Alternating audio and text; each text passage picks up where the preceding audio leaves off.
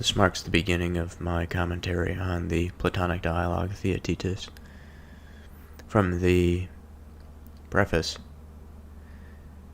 this is an atypical dialogue, in that this is possibly the work of Euclides that Plato, plagiarized or potentially used as his own work. Probably a good thing, if that is true, because we still have the document. But this dialogue is about knowledge. It is about epistemology. So let us begin. Euclides, are you only just in from the country? Terpsian. Or have you been there for some time? Terpsian. I've been here a good while, in fact. I have been looking for you in the marketplace and wondering that I couldn't find you.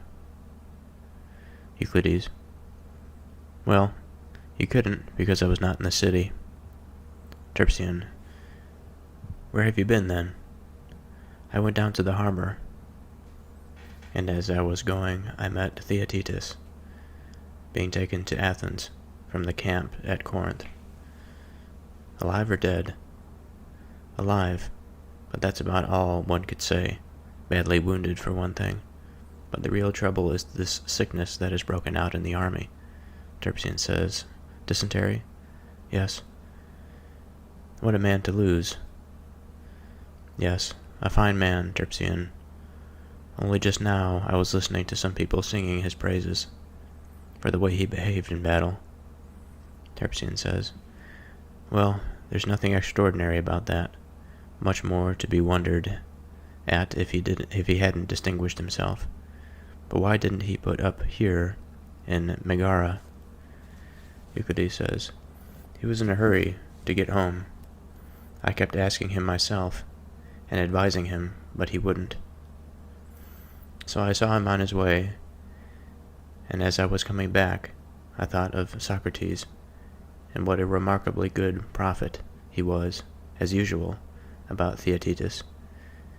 It was not long before his death, if I remember rightly, that he came across Theaetetus, who was a boy at the time Socrates met him, and had a talk with him, and was very much struck with his natural ability.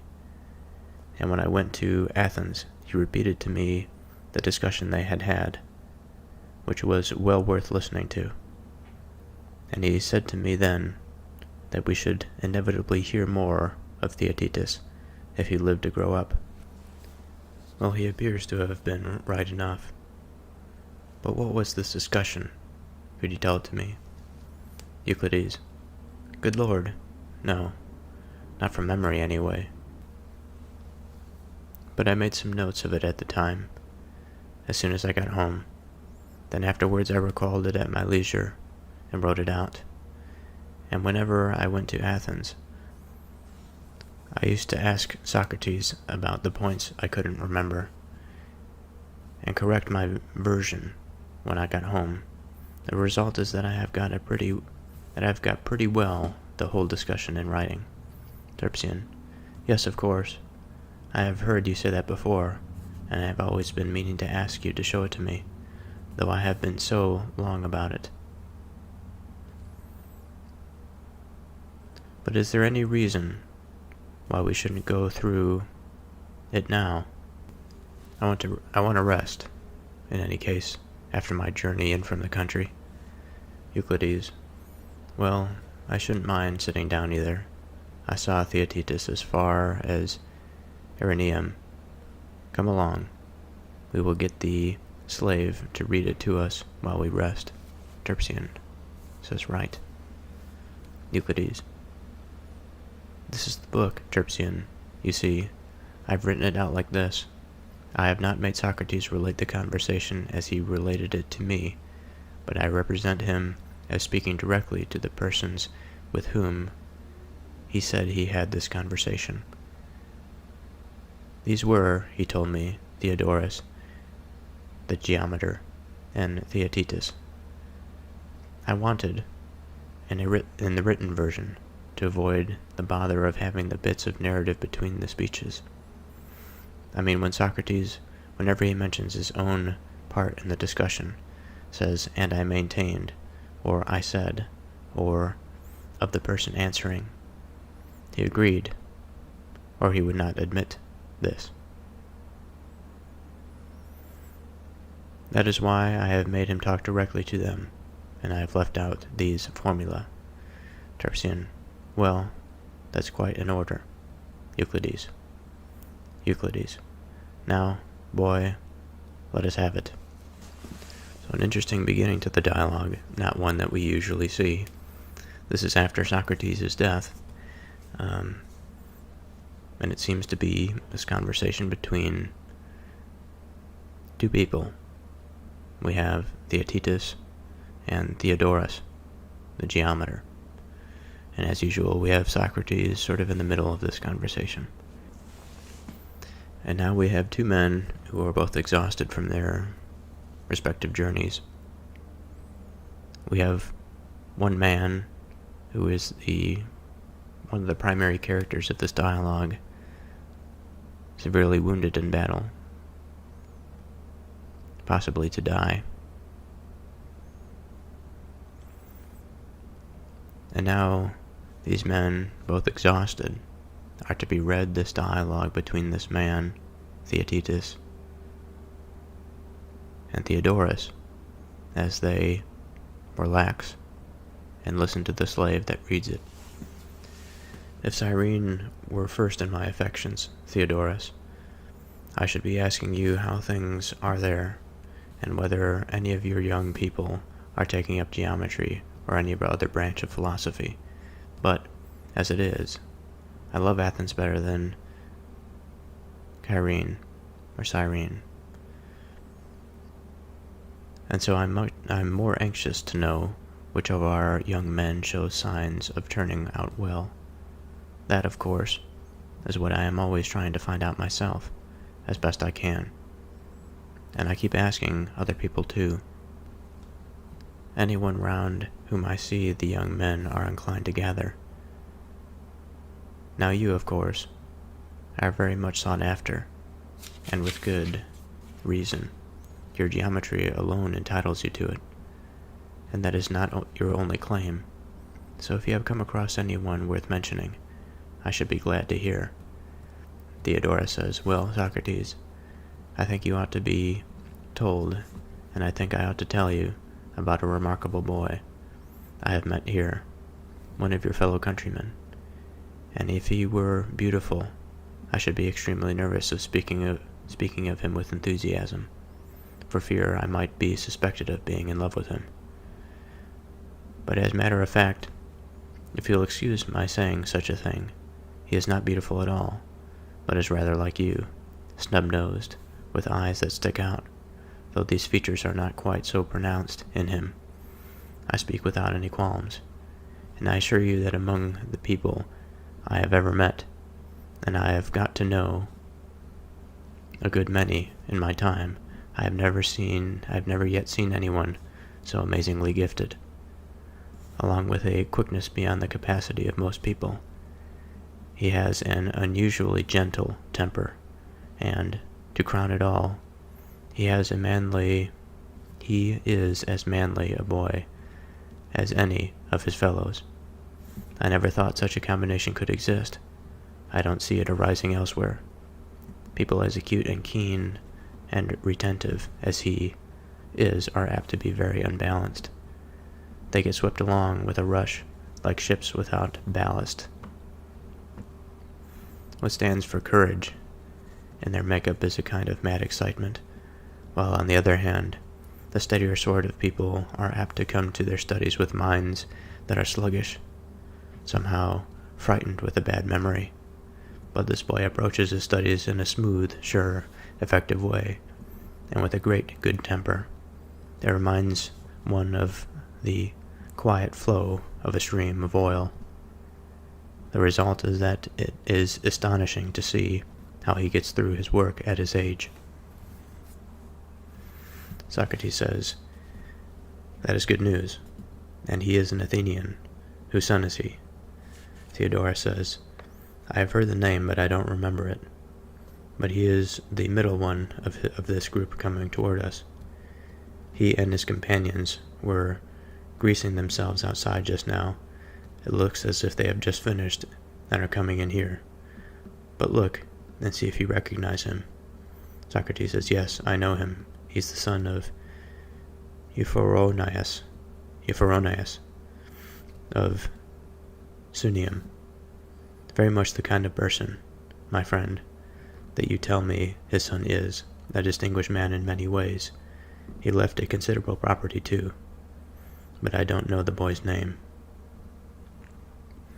Theodorus says, "His name, Socrates, is Theaetetus. As for the property, that I think has made away with my trustees, all the same, he is wonderfully open-handed about money, Socrates." Socrates says, "A thoroughbred, evidently. I wish you would ask him to come and sit with us over here."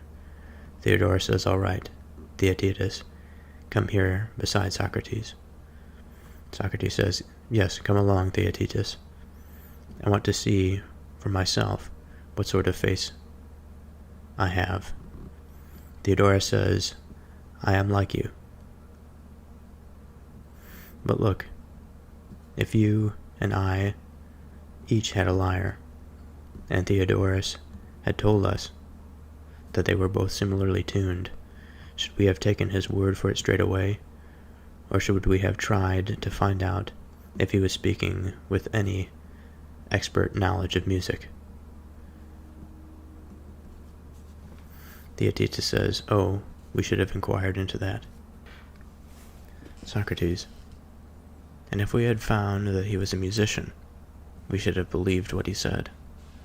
But if we found he had no such qualification, we should have put no faith in him."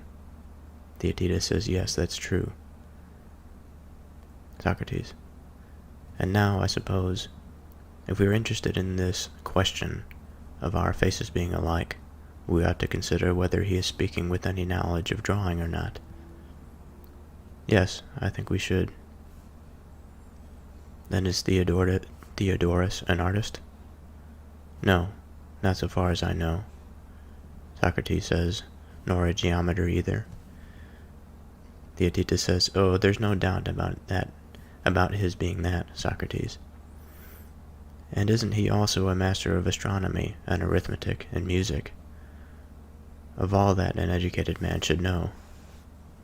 "Well, he seems to me to be."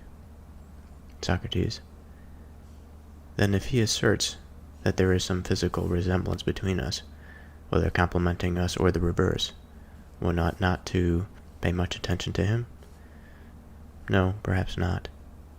But supposing it were the soul of one of us that he was praising, suppose he said one of us was good and wise, oughtn't the one who heard that to be very anxious to examine the object of such praise? And oughtn't the other be very willing to show himself off?" Theaetetus says, "Yes, certainly, Socrates."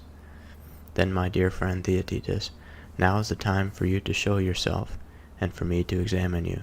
For although Theodorus often gives me flattering testimonials for people, both Athenians and foreigners, I assure you I have never before heard him praise anybody in the way he just praised you." "That's all very well, Socrates, but take care he wasn't saying that for a joke." Socrates, "That is not Theodorus's way.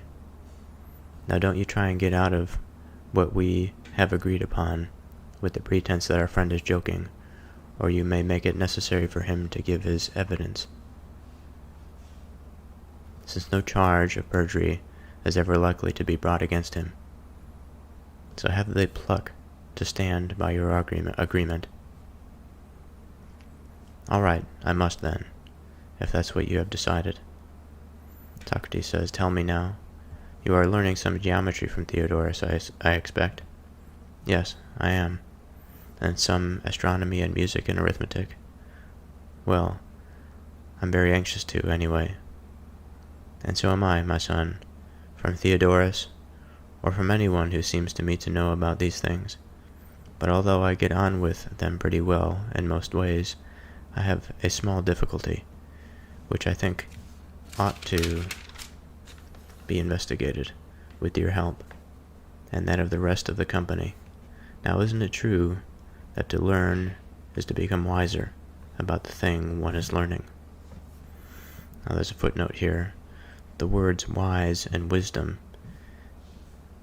in the argument, which begins here, represent the Greek sophos and sophia. The point of the argument will come across more naturally in English if readers substitute in their mind the words expert and expertise. Theaetetus says, yes, of course. Socrates says, and what makes men wise, I take it, is wisdom? Yes. And is this in any way different from knowledge? What? Wisdom. Isn't it the thing which they know that men are wise about? Well, yes. So knowledge and wisdom will be the same thing. Yes. Now this is just where my difficulty comes in. I can't get a proper grasp of what on earth knowledge really is. Could we manage to put it into words? What do all of you say? Who will speak first? Anyone who makes a mistake shall sit down and be donkey, as the children say when they are playing ball, and anyone who comes through without a miss shall be king, and make us answer any question he likes. Well, why this silence? Theodorus, I hope my love of argument is not making me forget my manners, just because I'm so anxious to start a discussion and get us all friendly and talkative together. No, Socrates. That's the last thing one could call forgetting your manners. But do make one of the young people answer you.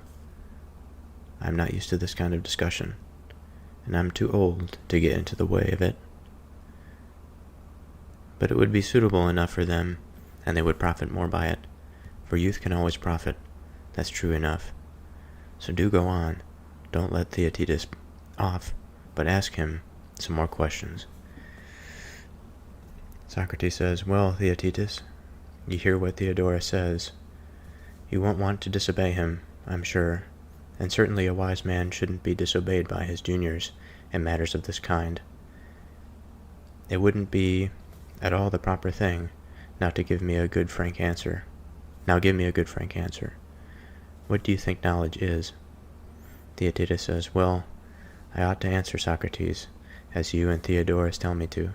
In any case, you and he will put me right if I make a mistake.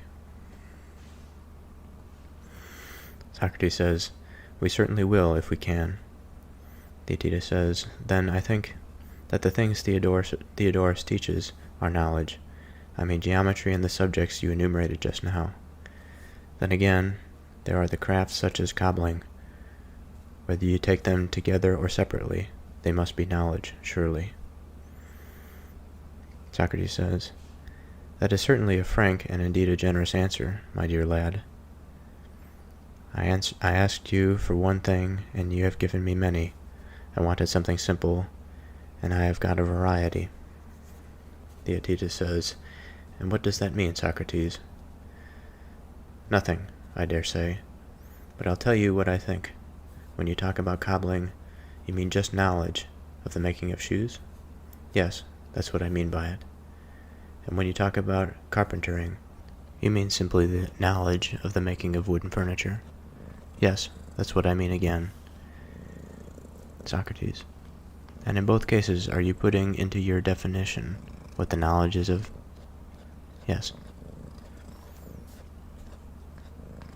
But that is not what I asked, Theaetetus.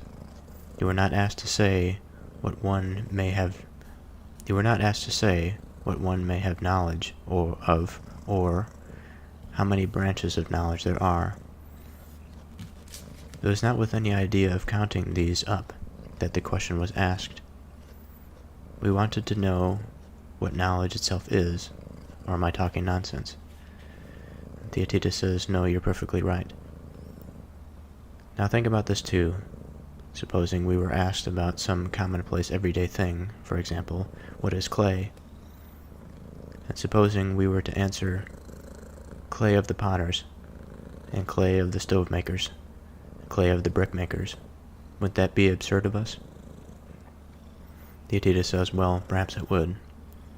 Socrates, absurd to begin with, I suppose, to imagine that the person who asked the question would understand anything from our answer when we say clay, whether we add that it is doll maker's clay or any other craftsman's.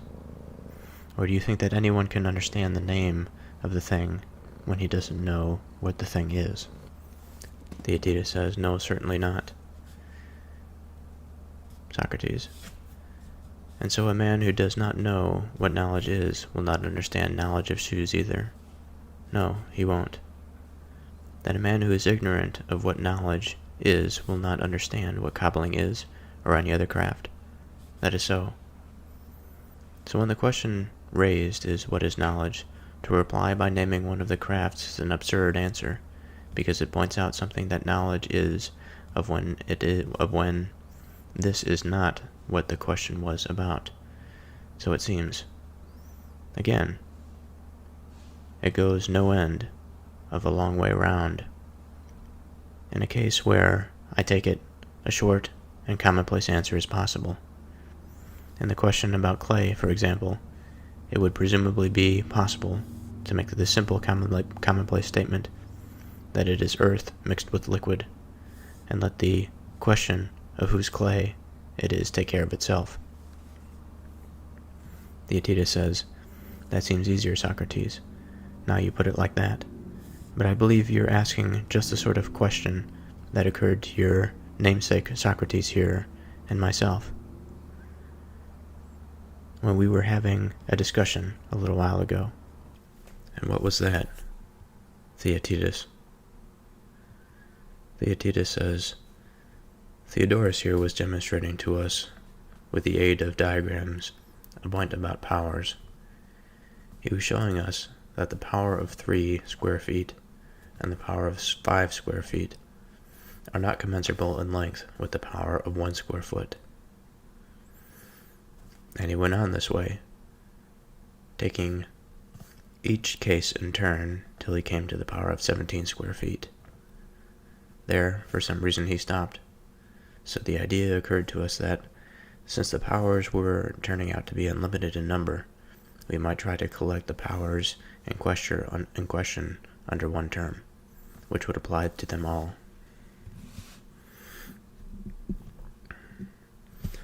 Now there's a footnote here about these powers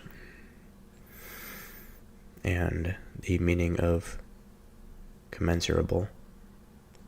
Powers is a mathematical term for squares. By contrast, in the next section that I'll read, power is given a new, specially defined use to denominate a species of a line, the incommensurable lines for which the boys wanted a general account. It may be useful to give a brief explanation of the mathematics of the passage. 2 lines are incommensurable if and only if they have no common measure. That is, no unit of length will measure both without remainder. 2 squares are incommensurable in length if, and only if their sides are incommensurable lines. The areas themselves may still be commensurable, meaning both measurable by some unit of area, as is mentioned at 148b, or the next section. When Theodorus showed for a series of powers, or squares, that each is incommensurable in length with the 1 foot unit square, we can think of him as proving, case by case, the irrationality of the square root of 3, the square root of 5, and the square root of 17. But this is not how he thought of it himself. Greek mathematicians did not recognize irrational numbers, but treated of irrational quantities as geometrical entities. In this instance, lines identified by the areas of the squares that can be constructed on them. Similarly, we can think of the boy's formula for powers or square lines at 148a through b as making the point that for any positive integer n, the square root of n is irrational if, and only if, there is no positive integer m, such that n equals m times m. But, once again, a Greek mathematician would think of this generalization in a geometrical term, or geometrical terms, in which Theaetetus expounds it.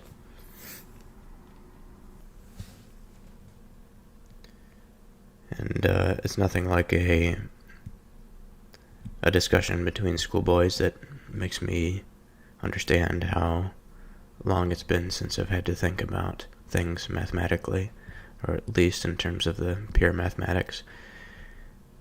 And it's a good reminder that brushing up on this way of thinking may be a good thing for my mind and for clarity. Socrates responds and he says, "And did you find the kind of thing you wanted?" "I think we did, but I'd like to see if it's all right. But I'd like you to see if it's all right." Socrates says, "Go on then." "We divided all numbers into two classes. Any number which can be produced by the multiplication of two equal numbers. We compared to a square in a shape. And we called this a square or equilateral number." Socrates says, "Good so far." Theaetetus says, "Then we took the intermediate numbers, such as 3 and 5, and any number which can't be produced by multiplication of two equals, but only by multiplying together a greater and a less. A number such that it is always contained by a greater and a less side. A number of this kind we compared to an oblong figure and called it an oblong number." Socrates says, "That's excellent. But how did you go on?" "We defined under the term length any line which produces in square an equilateral plane number, while any line which produces in square an oblong number we defined under the term power, for the reason that although it is incommensurable with the former in length, it is commensurable in the plane figures which they respectively have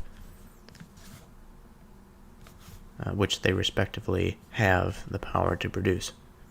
And there is another distinction of the same sort with regard to solids."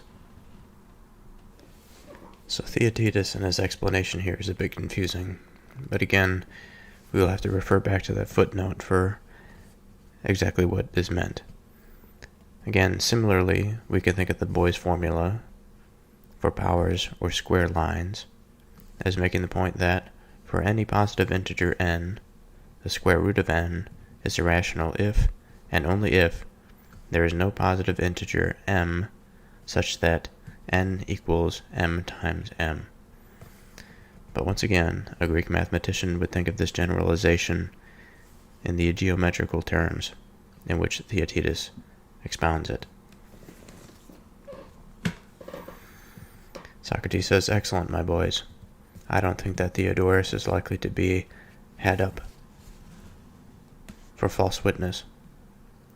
Now Theaetetus says, "And yet, Socrates, I shouldn't be able to answer your question about knowledge in the same way that I answered the one about lengths and powers, though you seem to me to be looking for something of the same sort. So Theodorus turns out to be a false witness after all."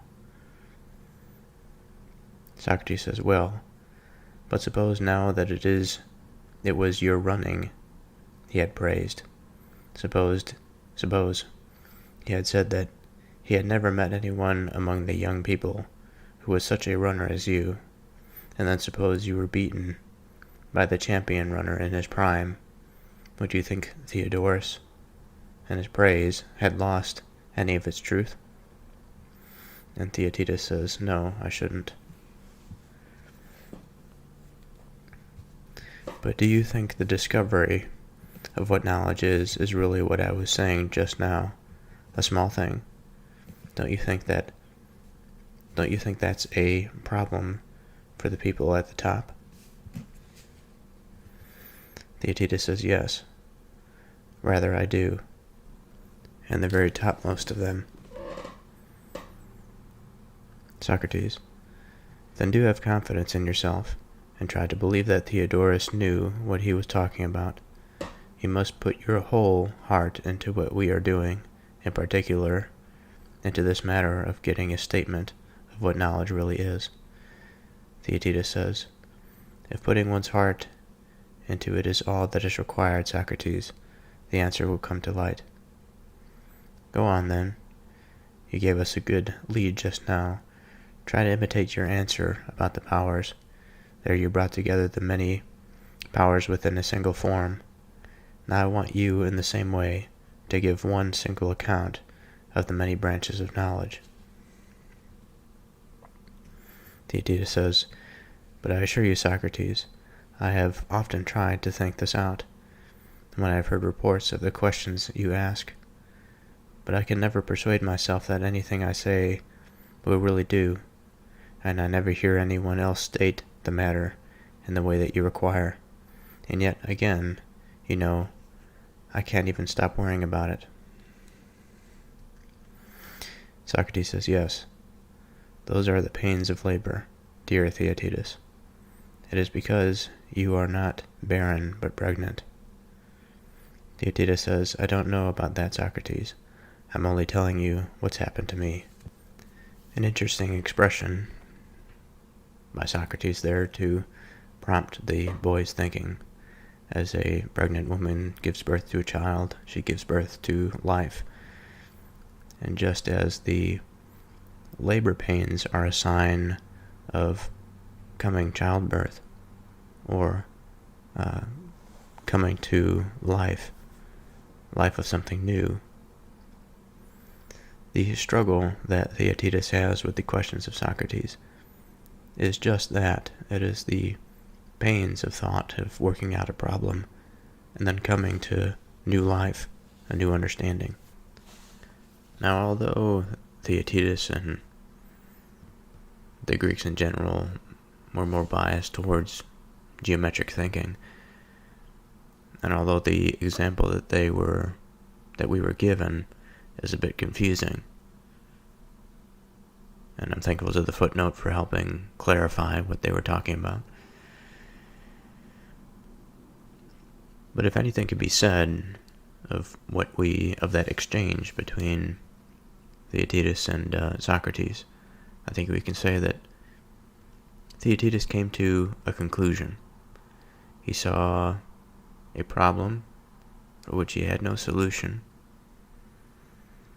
He wanted to determine a pattern in nature, I suppose, and he came up with a constant, something that is dependable and reliable and true.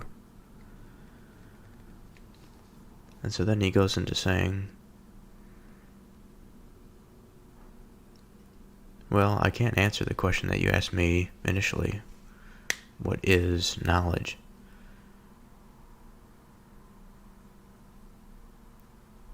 Even my teacher, I suppose, after, I'm thinking as Theaetetus here, even my teacher, after teaching me this, surely he has given you false witness, because surely he doesn't understand.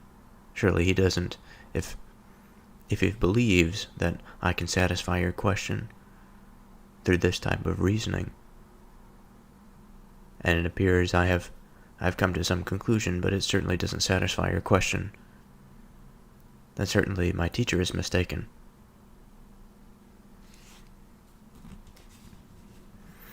Now, Socrates doesn't agree with this. He seems to suggest that Theodorus is a bit wiser than perhaps Theaetetus is suggesting. And again, he prompts the boy into thinking, or suggesting, that the boy should rather think that the difficulty in understanding that he is having answering Socrates' question is a good thing, because it is through the pains of labor and that suffering, the work, that one then achieves the answer. So what is knowledge? Again, Theaetetus says, I don't know about that, Socrates. I'm only telling you what's happened to me. Socrates, then do you mean to say you've never heard about my being the son of a good, hefty midwife, Phanerete? The name means she who brings virtue to light. Theaetetus says, oh yes, I've heard that before. And haven't you ever been told that I practice the same art myself? Theaetetus says, no, I certainly haven't. But I do, believe me.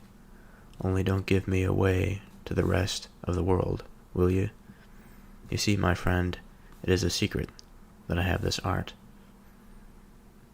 That it is not one of the things you hear people saying about me, because they don't know. But they do say that I'm a very odd sort of person, always causing people to get into difficulties. You must have heard that, surely. Yes, I have.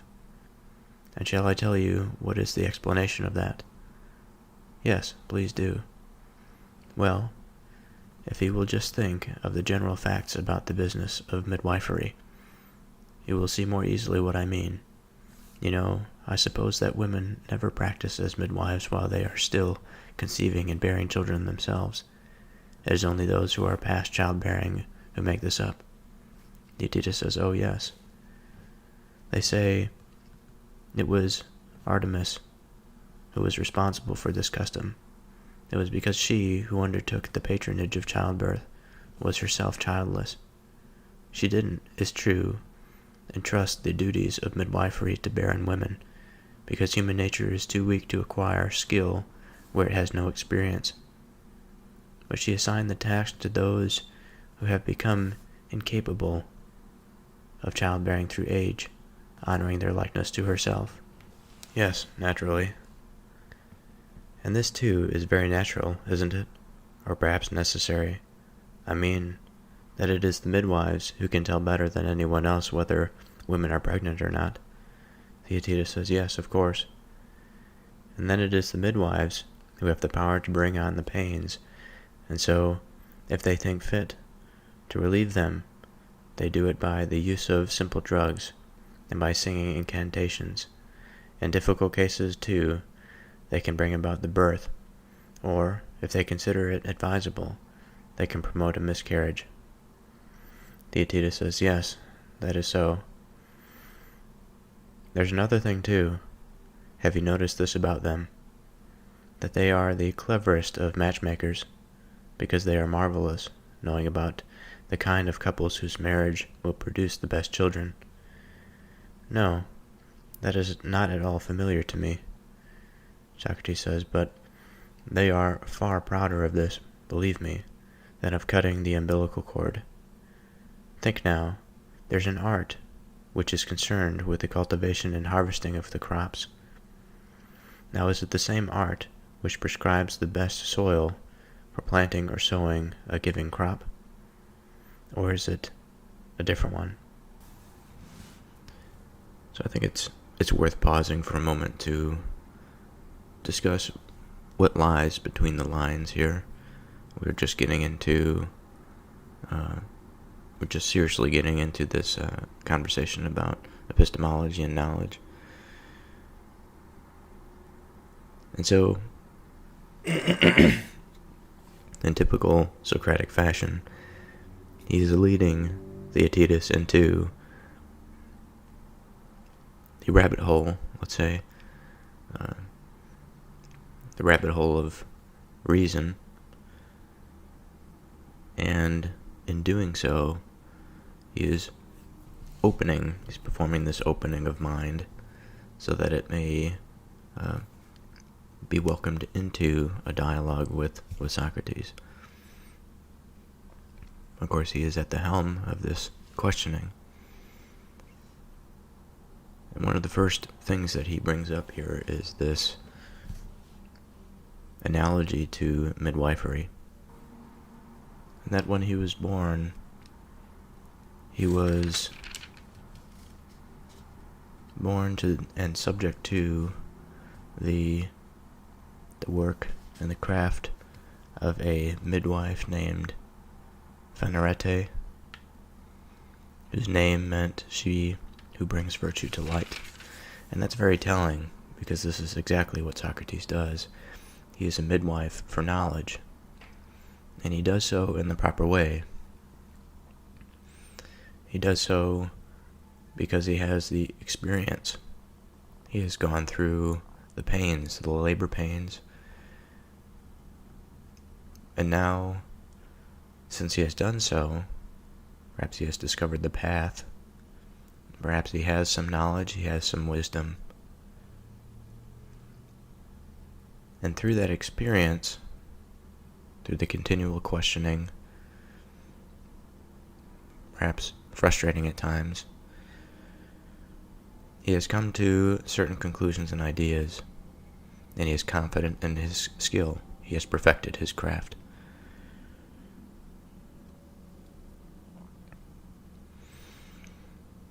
And he mentions another analogy to that of the harvester or the farmer.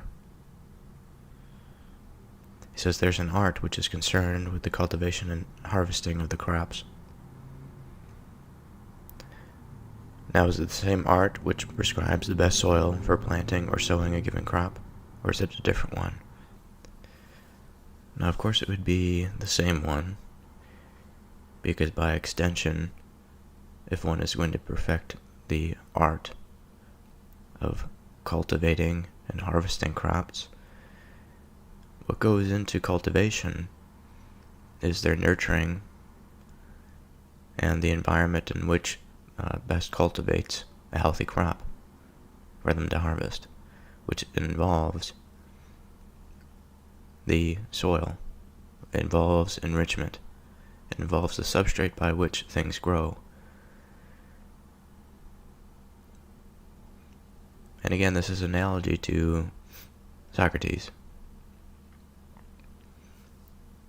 If he indeed views himself in this way as a harvester or a cultivator and a harvester of knowledge, or of truth, I should say, then he must be an expert in the cultivation and also the understanding and knowledge of what it requires to facilitate proper growth and nourishment of the pursuit and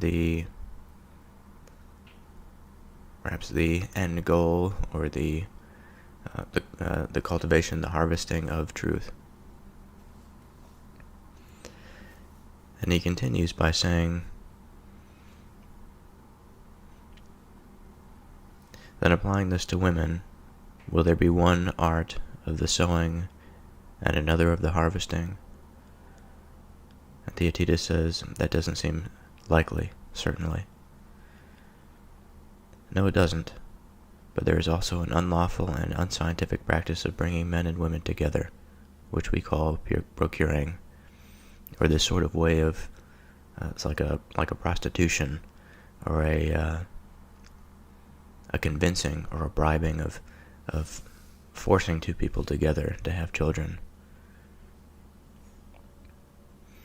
And because of that, the midwives, the most august body of women, are very reluctant to undertake even lawful matchmaking. They are afraid that if they practice this, they may be suspected of the other. And yet, I suppose, reliable matchmaking is a matter for no one but the true midwife. And there's always a danger of falsehood. There's always a danger that what one is doing, even for the right purposes, may serve something else. So just as our previous analogy of the sowing and of the harvesting, the midwives are not primarily or not solely concerned with the harvesting or the birthing of children, although they are expert at this. They have experience in it. They have experienced it themselves. But they are also involved in, and most proud of,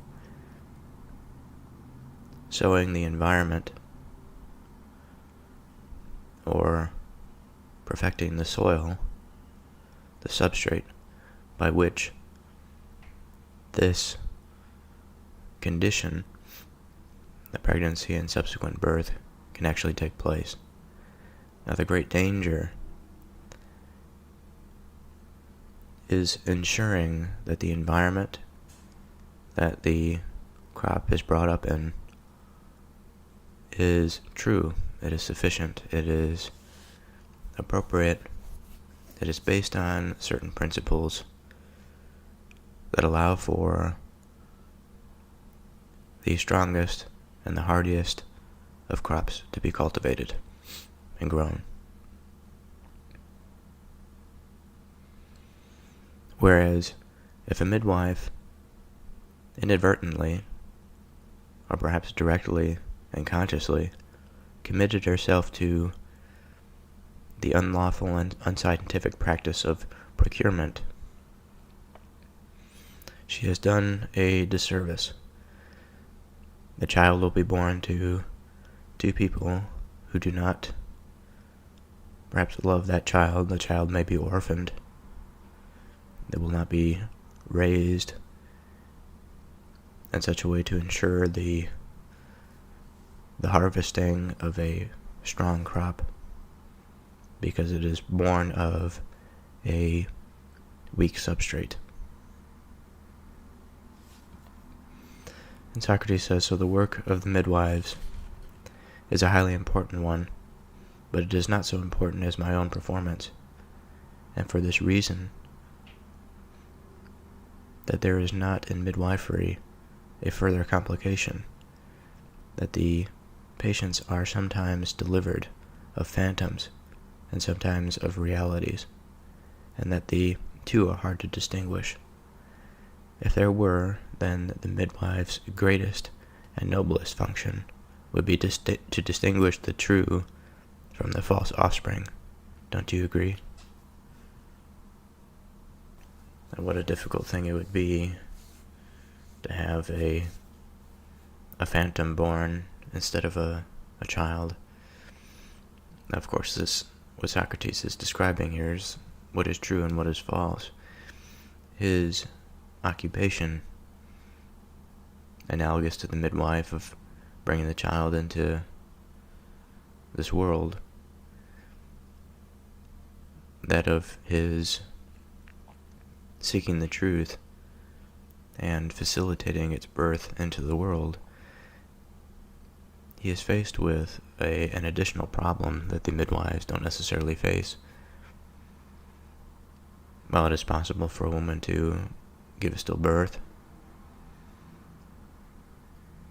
Socrates, when a piece of information is born, the additional difficulty is deciding and understanding if the information is true or if it is false. And he says sometimes it's difficult to distinguish between the two. Theaetetus agrees with this. And Socrates says, now my art of midwifery is just like theirs in most respects. The difference is that I attend men and not women, and that I watch over the labor of their souls, not their bodies. And the most important thing about my art is the ability to apply all possible tests to the offspring, to determine whether the young mind is being delivered of a phantom, that is, an error or a fertile truth. For one thing which I have in common with the ordinary midwives is that I myself am barren of wisdom. The common reproach against me is that I am always asking questions of other people, but never express my own views about anything, because there is no wisdom in me, and that is true enough. And the reason of it is this, that God compels me to attend the travail of others, but has forbidden me to procreate, so that I am not in any sense a wise man. I cannot claim, as the child of my own soul, any discovery worth the name of wisdom. But with those who associate with me, it is different. At first, some of them may give the impression of being ignorant and stupid, but as time goes on and our association continues, all whom God permits are seen to make progress. Progress which is amazing both to other people and to themselves, and yet it is clear that this is not due to anything they have learned from me. It is that they discover within themselves a multitude of beautiful things, which they bring forth into the light, but it is I, with God's help, who deliver them of this offspring. And a proof of this may be seen in many cases where people who do not realize this fact took all the credit to themselves and thought that I was no good. They have then proceeded to leave me sooner than they should, either of their own accord or through the influence of others. And after they have gone away from me, they have resorted to harmful company, with the result that what remained within them has miscarried, while they have neglected the children I helped them to bring forth, and lost them, because they set more value upon lies and phantoms than upon the truth. Finally, they have been set down for ignorant fools, both by themselves and by everybody else. One of these people was Aristides, son of Lysimachus. The footnote here says Aristides is one of the two young men whose education Socrates discusses in Laches. And there have been many, and very many others. Sometimes they come back, wanting my company again, and ready to move heaven and earth to get it. When that happens, in some cases the divine sign that visits me forbids me to associate with them, and others it permits me, and then they begin again to make progress. Now we would have to hope that Socrates is not being facetious here, because it seems as though the process of taking one's soul and stimulating labor such that it gives birth to the truth instead of a phantom certainly it requires understanding. But to understand the totality of this process is certainly a wise thing, I would imagine. And moreover from that, to be able to put it into practice, which seemed to suggest that unlike Artemis, who did not have the practical experience of childbirth, yet she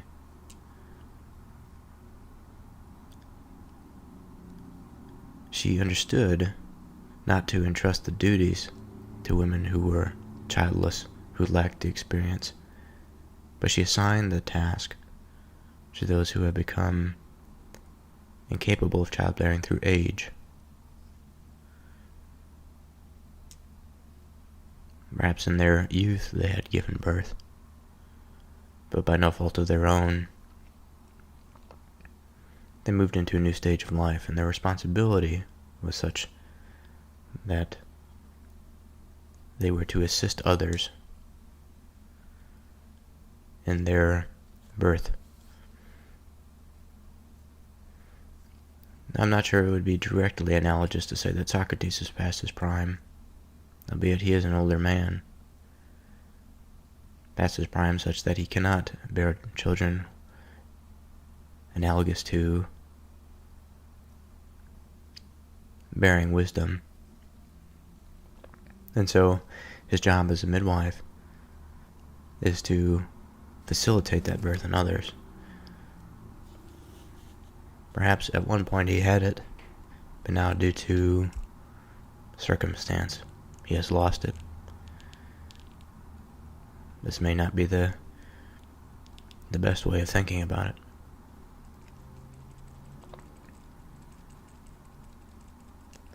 The main point here is that Socrates does seem to be a wise person.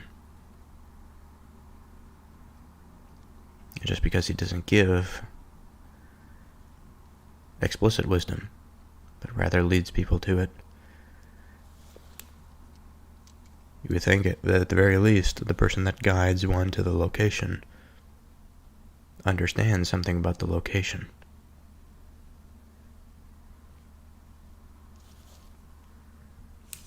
Certainly they know where it is.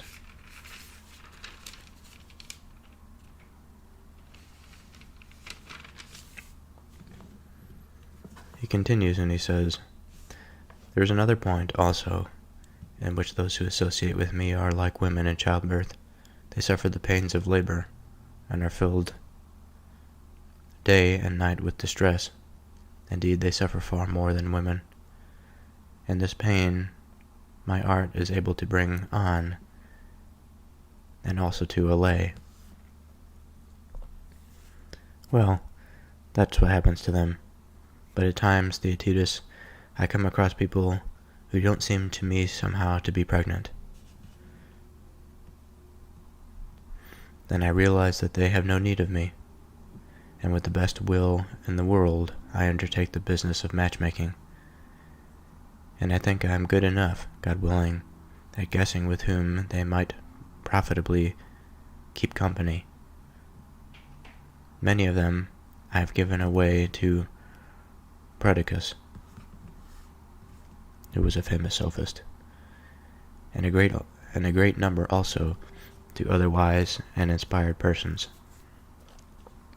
Well, my dear lad, this has been a long yarn, but the reason was that I have a suspicion that you, as you think yourself, are pregnant and in labor.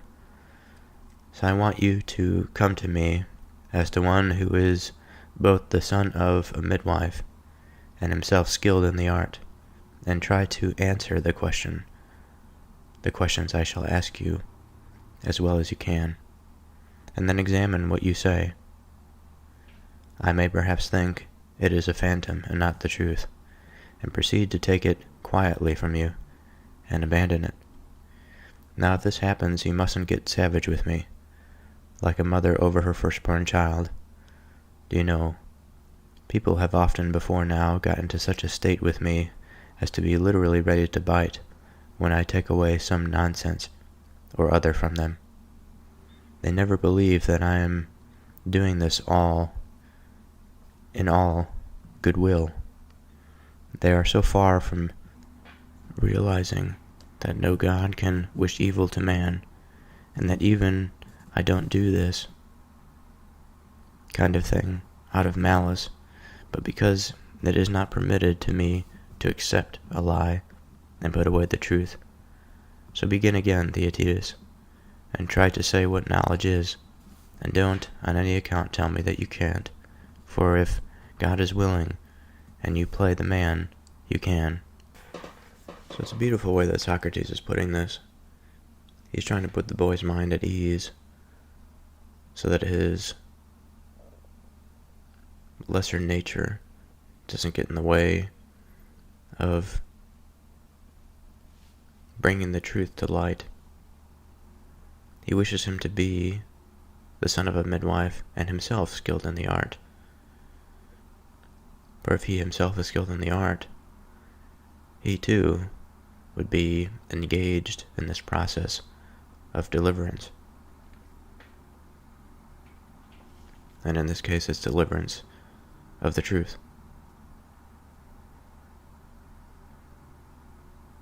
He tells him not to get upset when he is challenged. There may be difficult things. It may feel like a hot iron is poking him. But he must always understand that Socrates is doing this out of goodwill, that he is after the truth.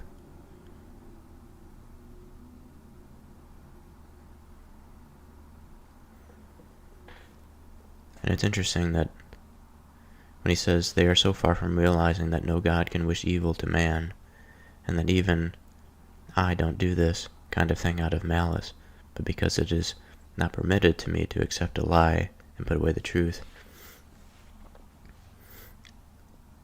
It is to say that the truth can be painful. Judgment can be painful.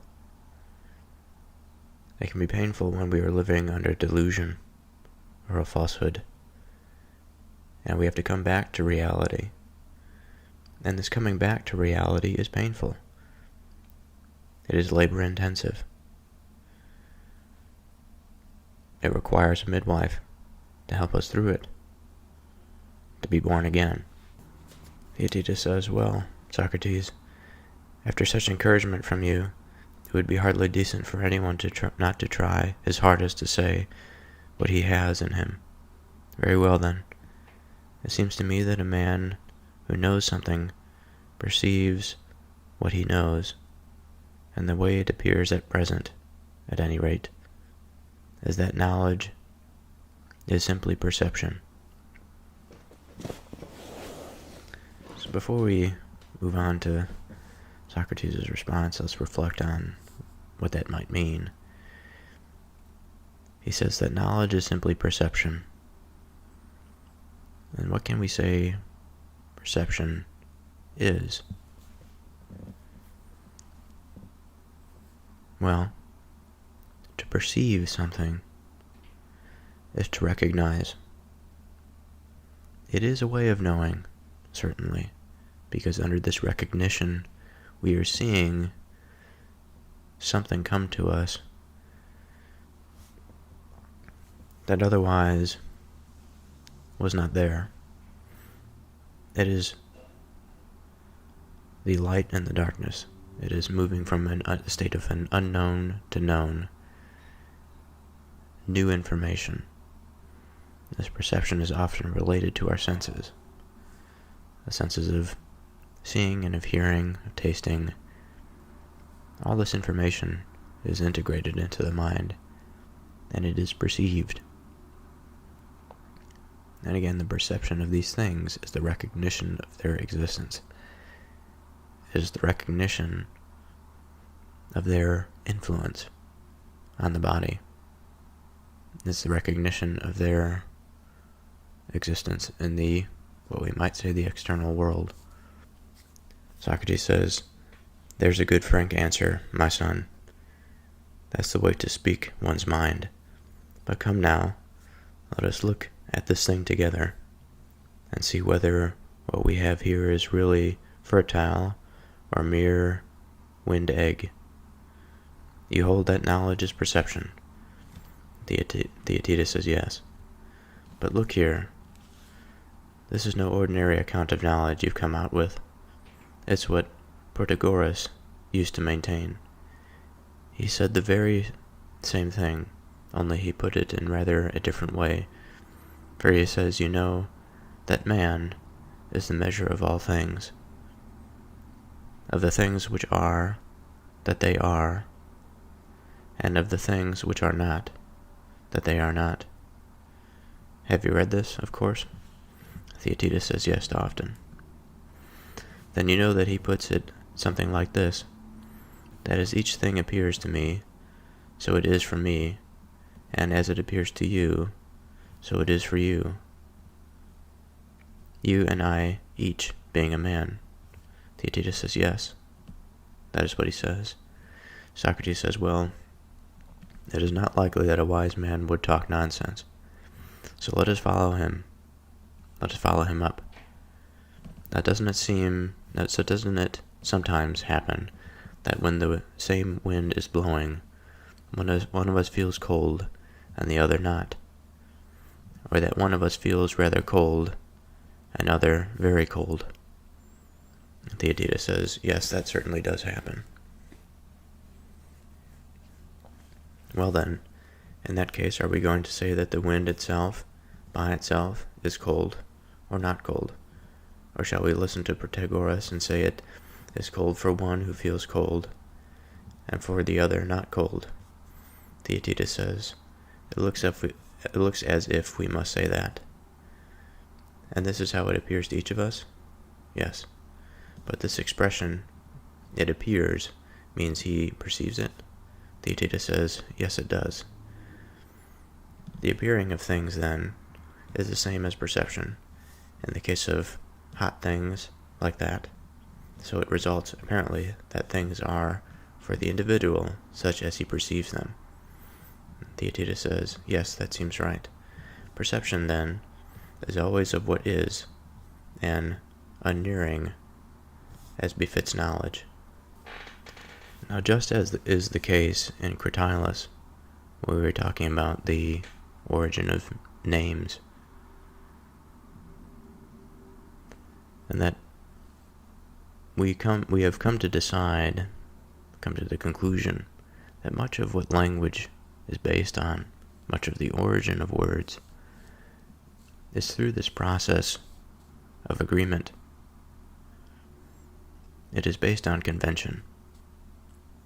But also, it is impossible to deny certain fundamental characteristics of words. Not only the words that are formed through convention, but also the fundamental elements which may have some auditory representation to the thing that it represents.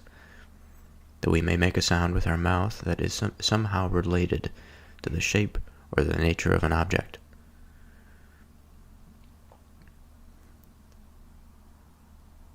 Then again, on the other hand, we have, through cultivation, through convention, we have certain principles, certain agreed upon standards of words that imply certain things. Now, both of which have some representation to reality, whether it's the outright mimicry and imagery of the environment or the thing that it is wished to describe, or whether it's an agreed upon standard that we must sort of memorize, commit to memory, so that we can understand that the thing that we are saying is referring to the thing that is. And that good names are the names that describe the thing that is most accurately. Now, the way the nature of names is such that a name can never be the thing itself. Otherwise, it wouldn't be a name. It wouldn't be a representation of the thing. It would be the thing itself. And so in this way, the name is like a painting, an image. It's a reflection, although in lower resolution. But it is enough for us to commit to mind what the thing is, even if the thing is not in our presence, that we are unable to perceive it through our senses. And just in this way, our senses are similar.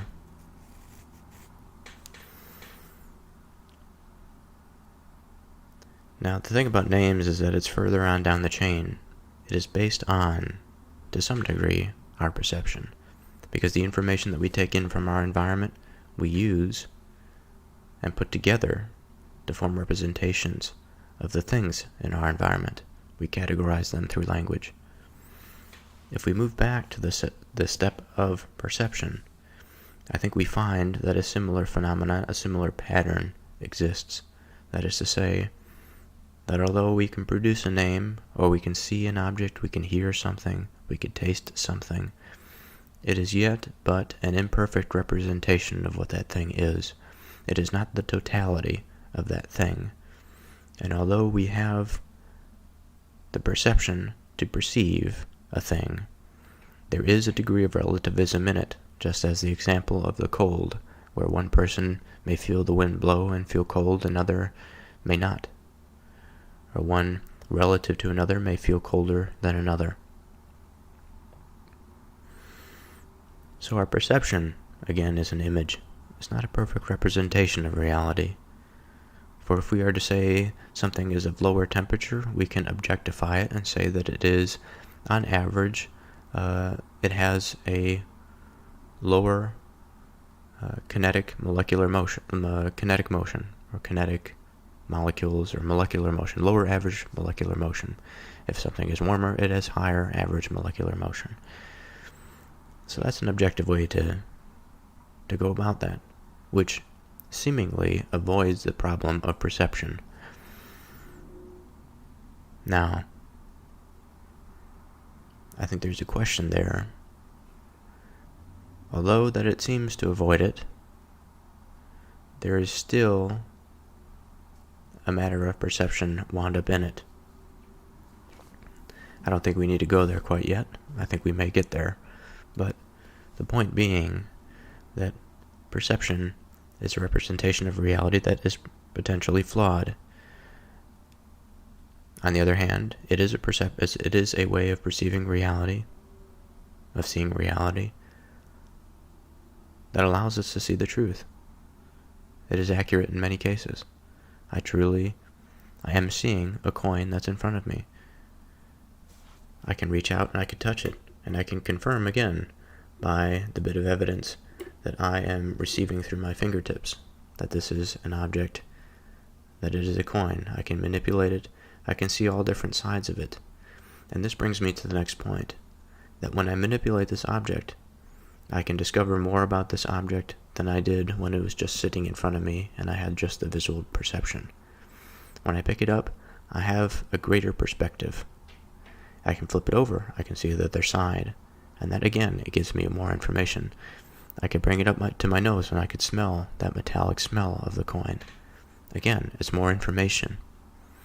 And so I would argue that the second thing to knowledge, to knowing, other than perception, is perspective. Because through perspective, we can find new things about a thing that was otherwise unavailable to us through basic perception. Now, perception is still integrated and in relationship in tandem with perspective. So again, to rewind here and continue with this dialogue, Socrates says, well then, in that case, are we going to say that the wind itself, by itself, is cold or not cold? Or shall we listen to Protagoras and say it is cold for the one who feels cold, and for the other not cold? Theaetetus says it looks as if we must say that. Socrates. And this is how it appears to each of us. Theaetetus says yes. But this expression, it appears, means he perceives it. Theaetetus says yes, it does. And the appearing of things, then, is the same as perception in the case of hot and things like that. So it results apparently that things are for the individual such as he perceives them. Yes, that seems all right. Perception, then, is always of what is, and unerring, as befits knowledge. Now, unerring refers to something that is always accurate, precise, or correct. It means that there are no errors or mistakes in the performance of a particular action or in the judgment of a particular situation.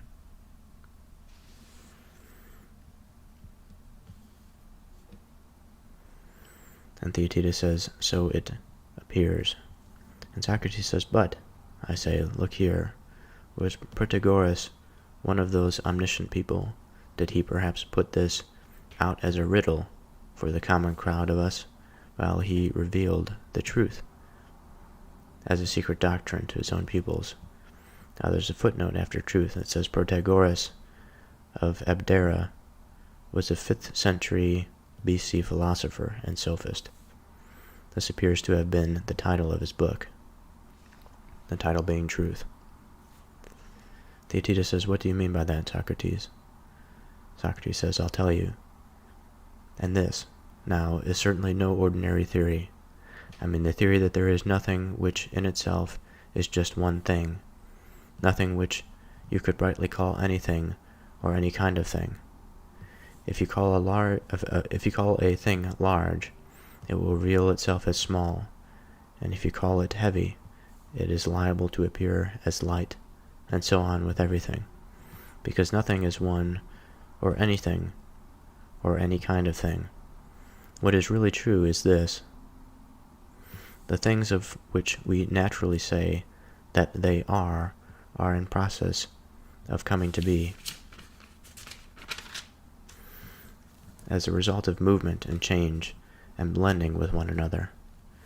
We are wrong when we say they are, since nothing ever is, but everything is coming to be.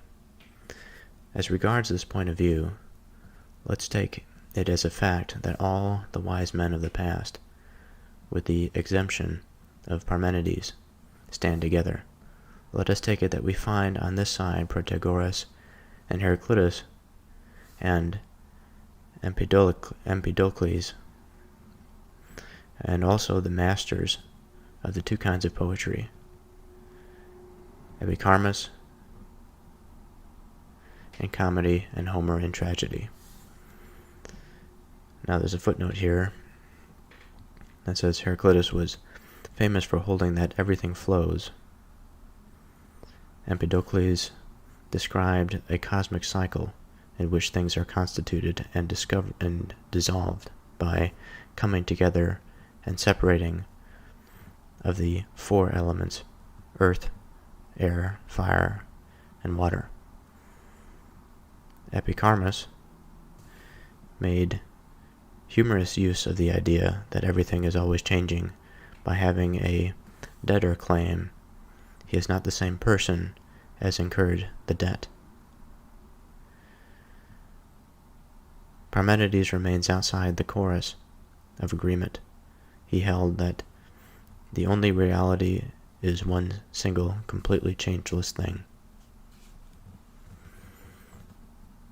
Continuing with Socrates here, he says, "For when Homer talked about ocean, begetter of gods, and Theaetetus, their mother, he made all things the offspring of flux and motion."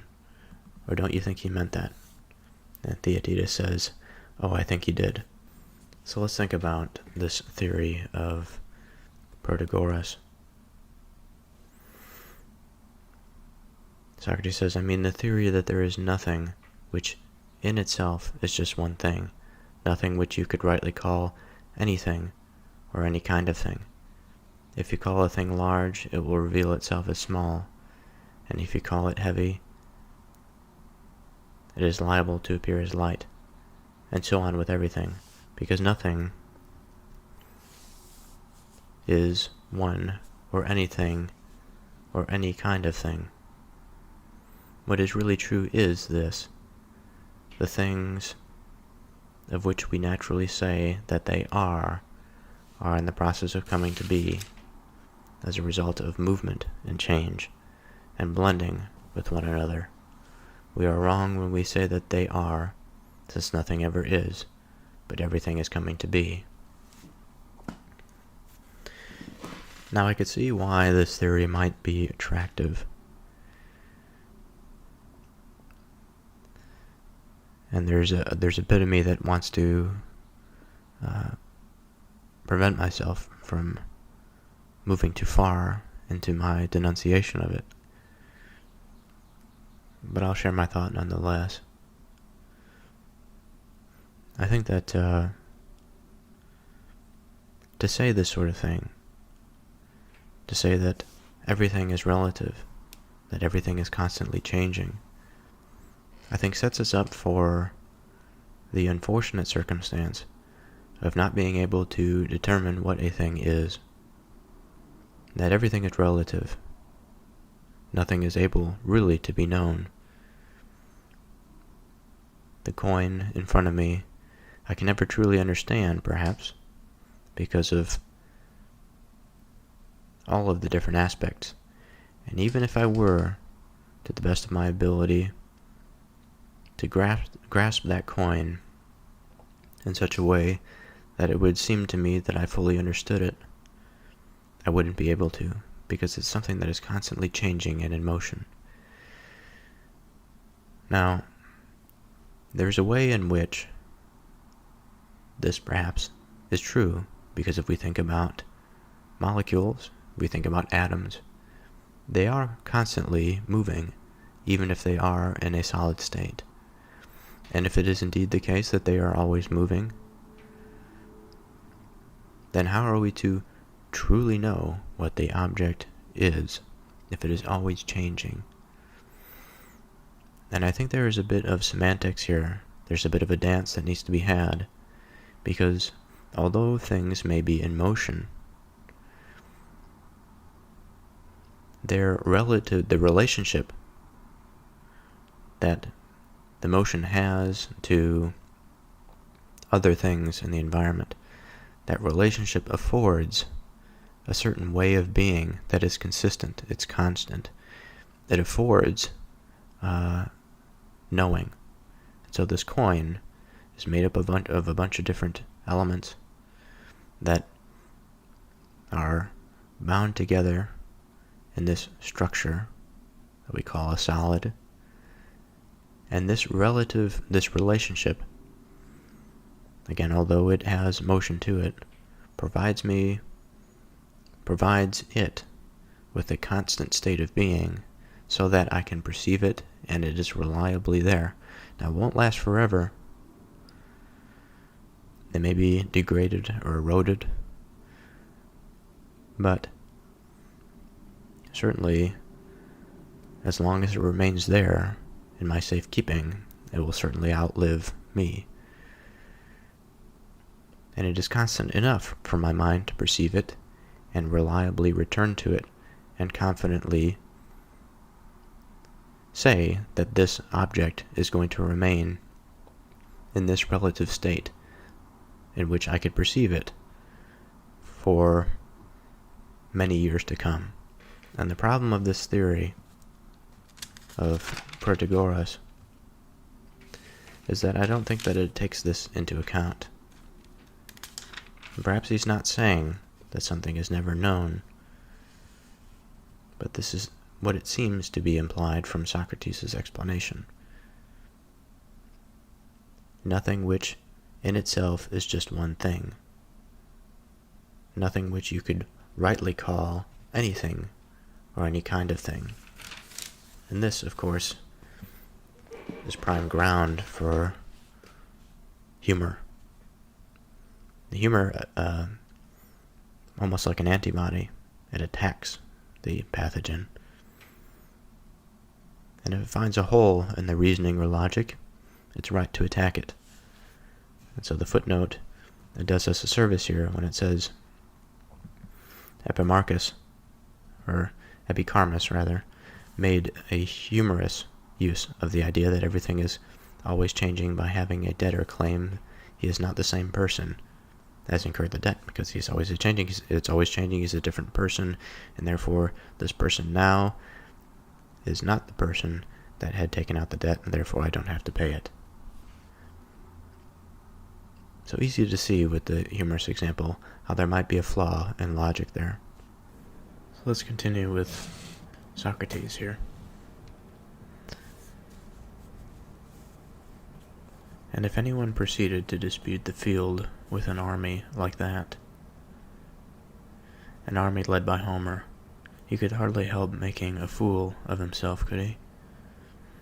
Theaetetus says, "It would not be an easy matter, Socrates." It would not, Theaetetus. You see, there is good enough evidence for this theory that being, what passes for such, and becoming are a product of motion, while not being and passing away result from a state of rest. There's evidence for it in the fact that heat or fire, which presumably generates and controls everything else, is itself generated out of movement and friction, these being motions. Or am I wrong in saying these are original sources of fire? Theaetetus says, oh no, they certainly are.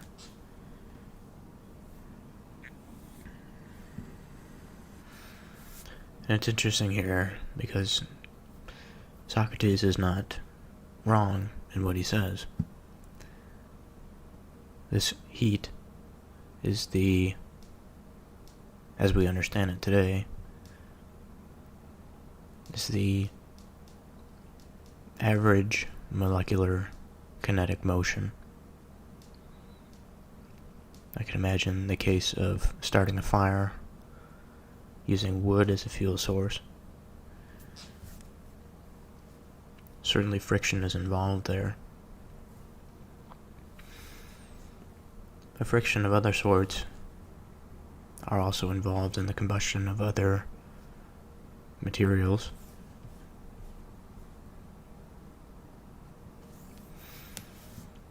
Heat is sort of the activation energy that's required to start the combustion process.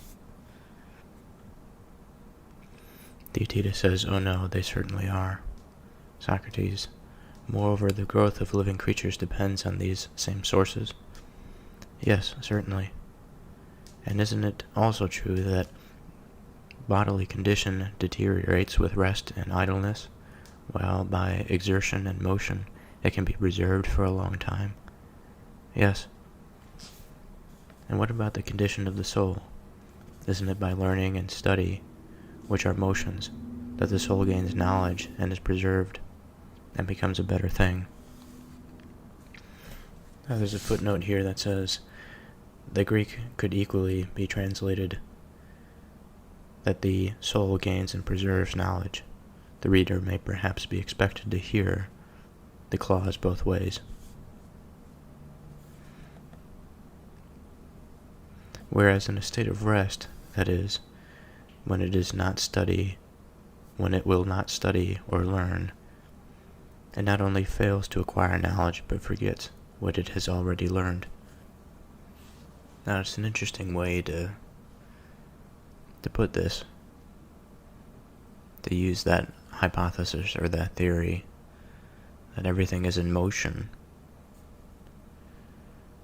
and from that principle move out and capture much of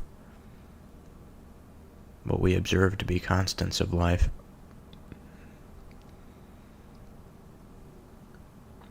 Not only in the natural sense of this friction and fire and heat and all that, but in terms of the soul, that when it is in motion, that when it is engaged in study, it is preserved and gains knowledge. And it's an interesting thing to reflect on, the condition of both the body and of the soul, because the body also is subject to this type of law, let's say. A law being that it must undergo stress and it must be prompted to regenerate itself in a way that is capable of handling the stresses that it is placed under. If it is not placed under very many physical stresses, then it becomes weak. It becomes fragile.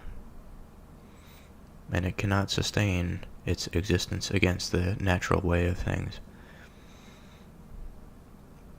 And it's sooner to perish than one that was active. And active, of course, in the right way, because it could be easily the case that an overly active body can lead to its degeneration.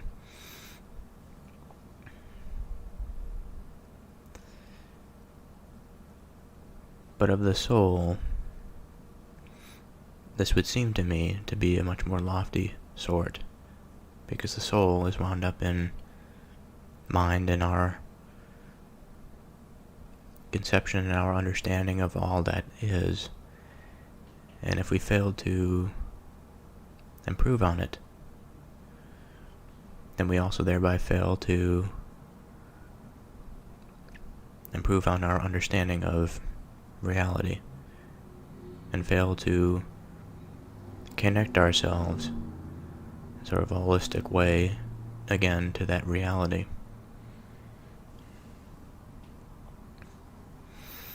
And I've certainly experienced this firsthand while getting out of shape, either physically or mentally. There's certainly a truth there. And that forgetfulness of knowledge that is that was once learned is a very unfortunate thing, because we could spend many hours learning chemistry or physics, for example, but if we don't use that information, if we don't think about things in those terms, they seem to fall by the wayside. And it's not just that, of course. There are more fundamental things like just general memory and processing speed. If one is not engaged in reading, retention of information, recall of information, that entire pathway, just like a body and its response to running. If one stops running and then decides to pick up again, they are going to be much more limited in what they can do, not only from a cardiovascular standpoint, but also from a general physical structural standpoint, whether it be the muscles, the capacity for the tendons to accept the load of the stresses that the muscles are pulling on against it, the tendons, the ligaments, the various connective tissues.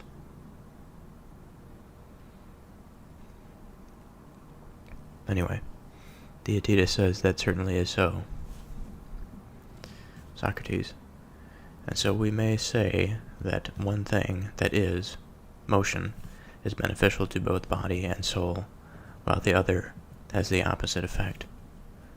Theaetetus says, yes, that's what it looks like. Yes, and I might go on to point out to you the effects of such conditions as still weather on land and calms on the sea. I might show you how these conditions rot and destroy things, while the opposite conditions make for preservation. And finally, to put the crown on my argument, I might bring in Homer's golden cord, and maintain that he means by this simply the sun, and is here explaining that so long as the revolution continues and the sun is in motion, all things are and are preserved, both in heaven and in earth. But that if all this should be bound fast, as it were, and come to a standstill, all things would be destroyed, and as the saying goes, the world would be turned upside down. Do you agree with this? Theaetetus says, yes, Socrates. I think that is the meaning of the passage. Now, I wouldn't be surprised here if Socrates flips his own argument on its head. For in Revitalized, when we were talking about the etymology of words, we spent a great deal of time trying to discover, discovering, that many of the ancient words in the Greek language were based on this fundamental idea of motion, of the thing that is the fastest and the smallest penetrating all things. And much of their fundamental language, again, revolves around this motion. And by the end of the dialogue, we have somewhat of a rejection of this fundamental way of seeing things. Not that there is no truth to it, but that it was not fully encompassing. And so, again, I would not be surprised if Socrates turns this on its head. And we have already seen a comedic take on this theory, this fundamental theory. Socrates says, then, my friend, you must understand our theory in this way. In the sphere of vision, to begin with, what you would naturally call a white color is not itself a distinct entity, either outside your eyes or in your eyes. You must not assign it any particular place, for then, of course, it would be standing at its post. It wouldn't be in process of becoming. And Theaetetus says, but what do you mean? And this is what I mentioned earlier, perhaps one of the dangers of this theory, that much of what we do in terms of naming and observation, is to categorize and identify. If we come up with something that tells us that we should not listen, perhaps, to our eyes, that what we see cannot be pinned down and cannot be categorized because of its nature, that it is never standing at its post, it's never standing at attention, because it wouldn't be in the process of becoming. Again, it's possible that we risk losing a way of grasping things, a way of grasping reality, for it to make sense to us. We don't want to fall into relativism.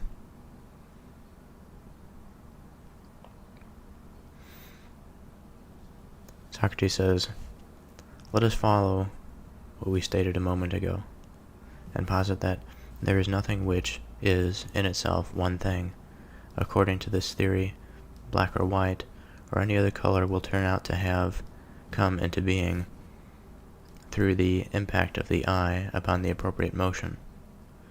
And what we naturally call a particular color is neither that which impinges nor that which is impinged upon, but something which has come into being between the two, and which is private to the individual percipient.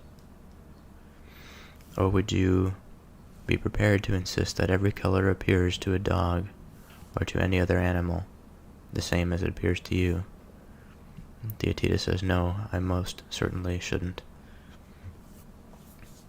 This is an interesting conversation. And this gets back into perspective.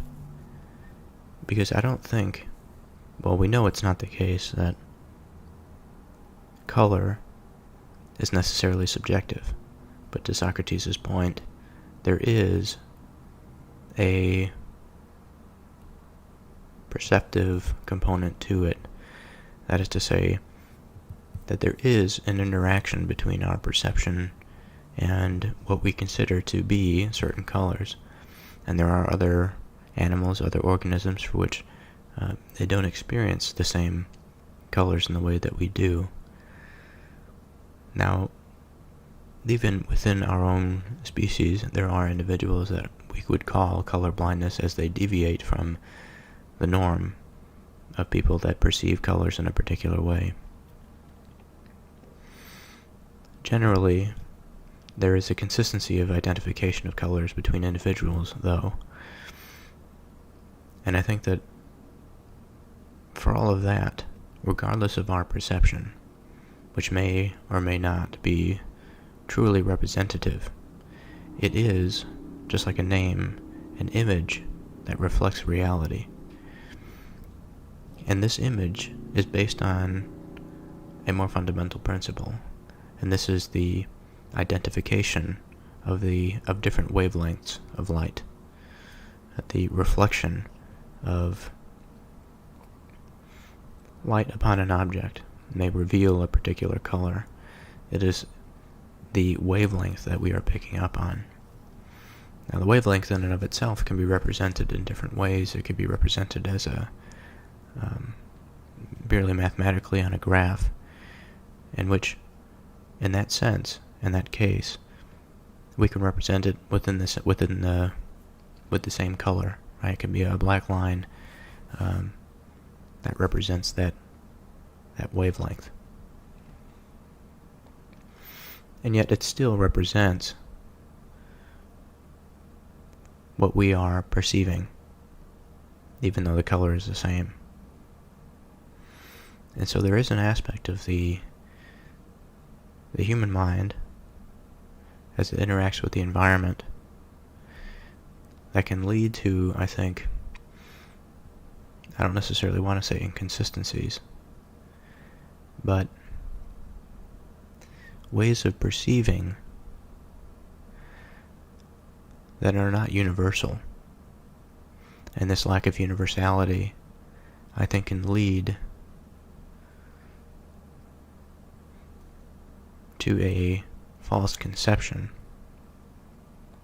or lead us to delude ourselves into thinking that our perception is the ultimate thing, when it is only but a piece of everything that can be observed, and that our hardware is inherently limited.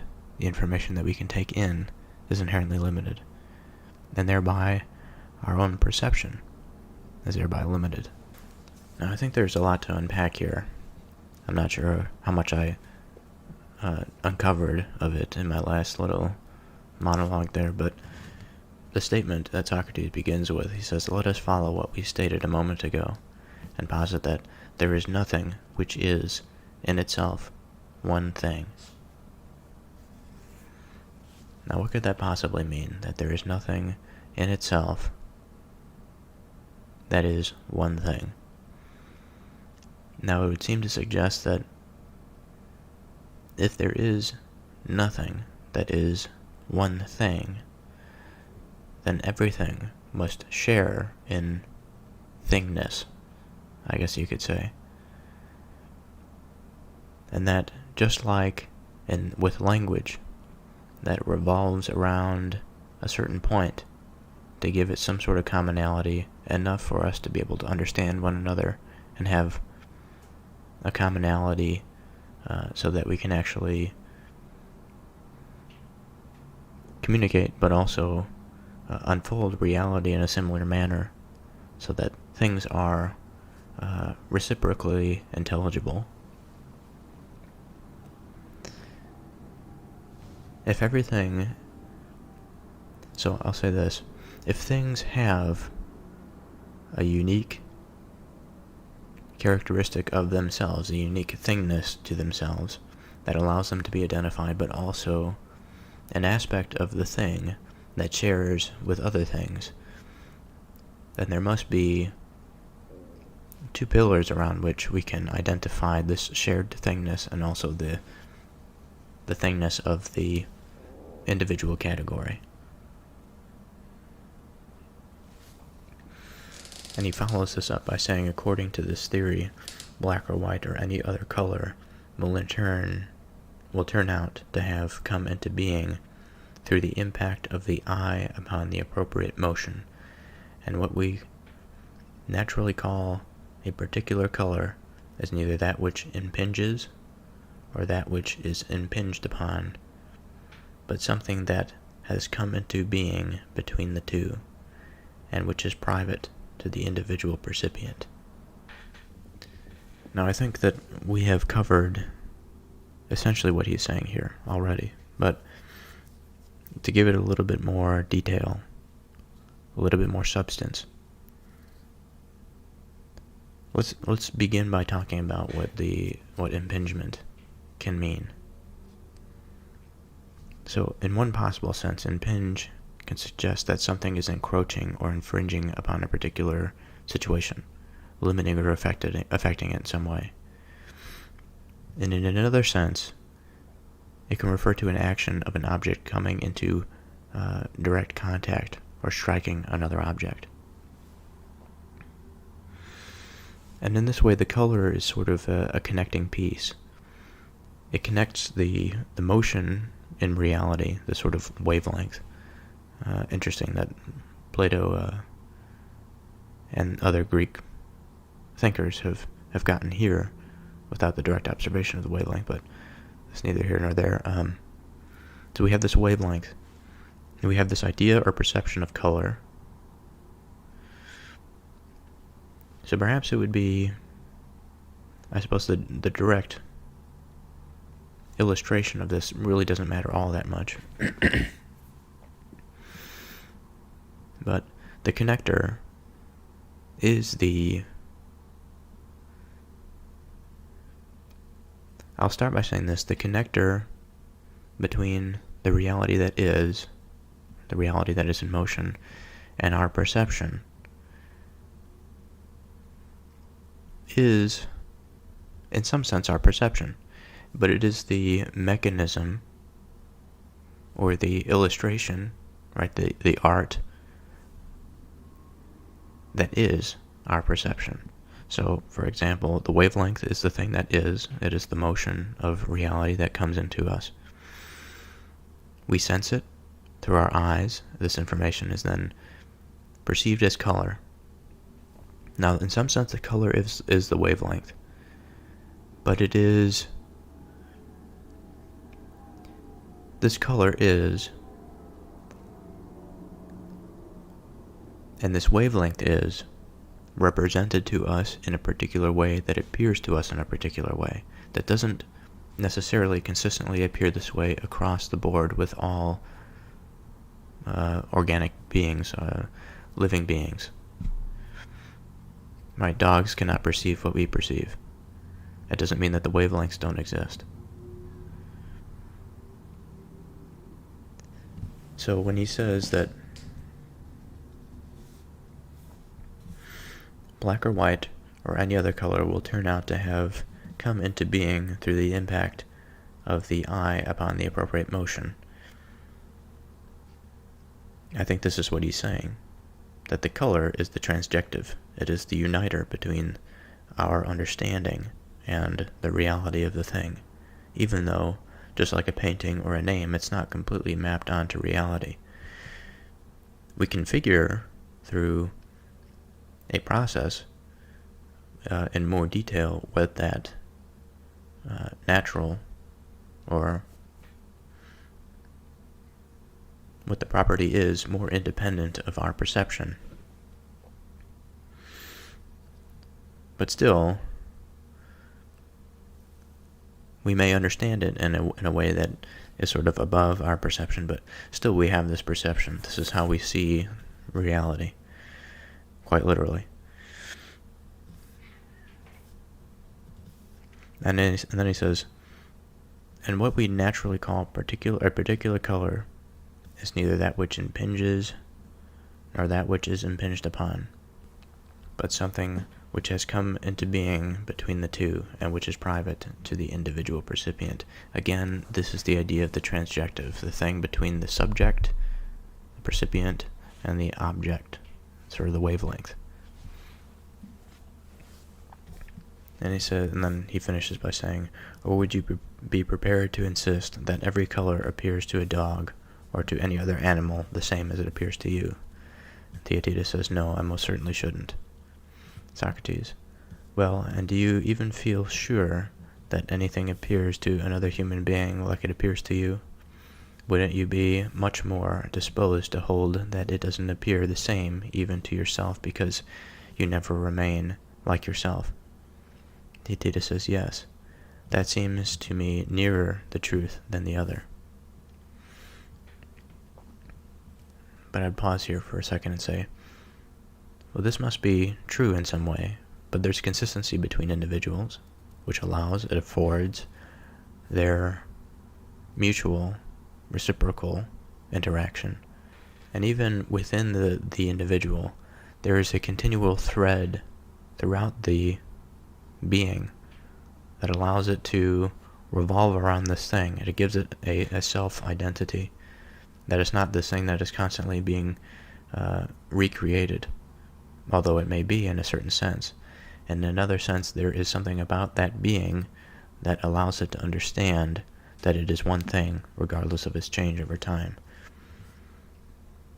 Socrates says, well now, supposing such things as size or warmth or whiteness really belonged to the object we measure ourselves against or touch, it would never be found that this object had become different simply by coming into contact with another thing, and without any change in itself.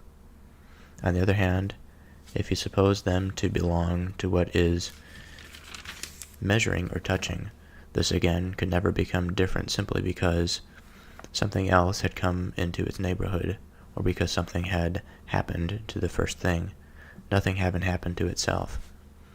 As it is, you see, we may easily find ourselves forced into saying the most astonishing and ridiculous things, as Protagoras would point out, or anyone who undertook to expound the same views. So that's quite the mouthful of a paragraph, so what can we say about it? So there are two things going on here. One is, we are wrestling with this idea of continual change and motion, and yet despite this continual change and motion, there seems to be some constant thing that we can grab onto. When Socrates says, well, and do you even feel sure that anything appears to another human being like it appears to you? Wouldn't you be much more disappointed to hold that it doesn't appear the same even to yourself, because you never remain like yourself? And yet, there is something that we call the self. And when Socrates says, well now, supposing such things as size or warmth or whiteness really belong to the object we measure ourselves against or touch, I think it's worth mentioning there something already mentioned, but I think it's worth saying again, that if we have something and we have an observer, the thing itself has particular qualities to it that make it that thing, that make it perceivable. The observer, at least from the standpoint of the human being, may say of this thing that it is hard, it is white, it is warm, it is heavy, or it is large. And we may yet say that these are relative, but within the relativism there is a stream, or something that's tangible, that's graspable, that says, well, the color that we may perceive may be different between individuals, it may be different between beings, but what we are seeing is something that is altogether consistent with a natural aspect of the object. That is, there is a particular wavelength of light that is not being absorbed, but reflected by that object. And that reflection of light, then, is what is being taken into our eyes. And we are, that light is stimulating the cones inside of the retina, which then stimulates this action potential, which allows this information to then be perceived in the brain. And we may perceive this color as white, and this representation may be similar among the majority of human beings. Even if what we are not seeing is truly accurate to the world, the wavelength is. Or I should say that the nature of the object is such that it reflects a certain wavelength of light, and we are able to perceive that wavelength. Now that perception, again, it appears white,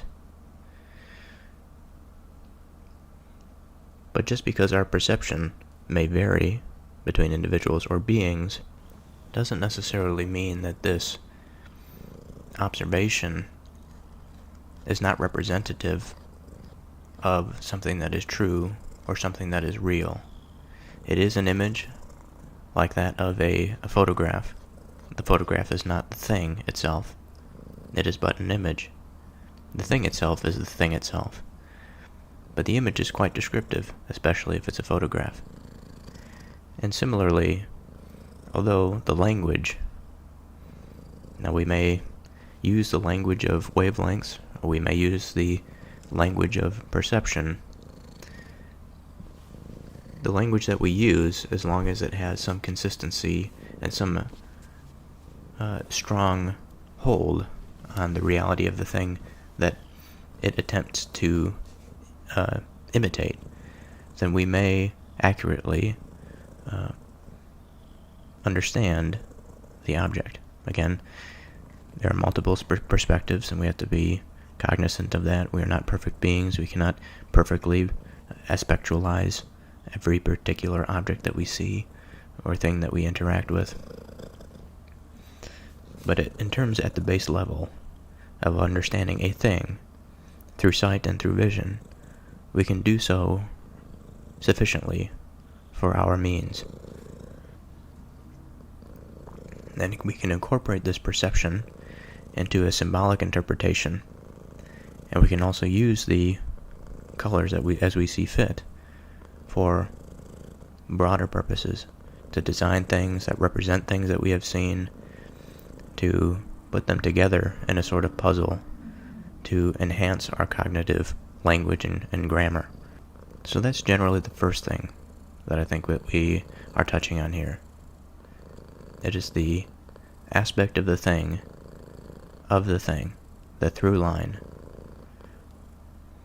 that makes it a thing, even though things may be in motion and may be constantly changing.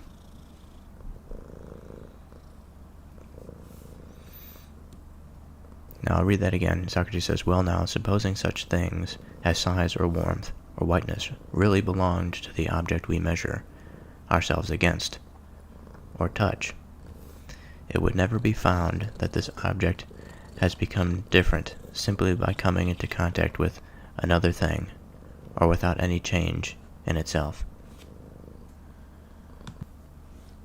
Now I think, at least partly, I would want to say that, or I would want to question, I wonder how much of this limitation is due to the lack of the scientific method. Now certainly they had this type of process in their day, but the lack of formalization and the progress in terms of understanding the natural world, one has to wonder if this is a limitation here.